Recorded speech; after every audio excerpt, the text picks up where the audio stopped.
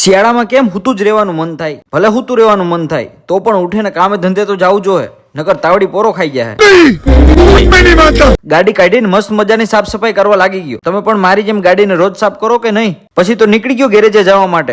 ગેરેજે પૂગીને આ એક્સેસ ગાડીનું કામ કરવા વર્ગી ગયો. ત્યાં એટલી વારમાં તો આ ગાડીમાં કામ કરાવવા આ બે ભાઈ આવી ગયા. એ ગાડીનું કામ ચાલુ હતું તો આ ત્રણ પણ આવી ગયા એની ગાડીના કામ કરાવવા. એટલે પૈસા રાખજો, બચાવજો ને કમાવી લેજો. આ ગાડીને તો આખી નોખી કરી હતી. હવે મારે ક્યાં બેહવું એ પણ હું વિચારતો હતો. એટલી વારમાં તો ત્રણેય મિત્રો મને મળવા આવી ગયા. પછી તો આ ગાડીનું એન્જિન ખોલી નાખ્યું ને ફિટ પણ કરી દીધું. હવે વારો છે એના માથાનો. આ ગાડીમાં પાછળનો પંખો તૂટી ગયો હતો એટલે એને ખોલી નાખી. ગાડી ખોલી તો નાખી પણ પંખો ક્યાંય મળતો જ નહોતો. પછી જાપાન થી સ્પેશિયલ 3 ની સ્પીડનો બળદ ગાડામાં પંખો મંગાવ્યો.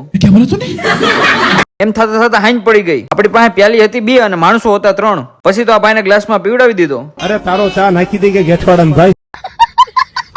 તો આ બે ભાઈઓ મારા વિડીયો તો બહુ જોઈ પણ મારી પાસે આવ્યા તો કઈ બોલ્યા જ નહીં. હાલો હવે જાય ઘર બાજુ ને મળીએ બીજા બ્લોગમાં. રાતે જાગવા વાળા કોઈ દી બધા આશિક હોતા નથી.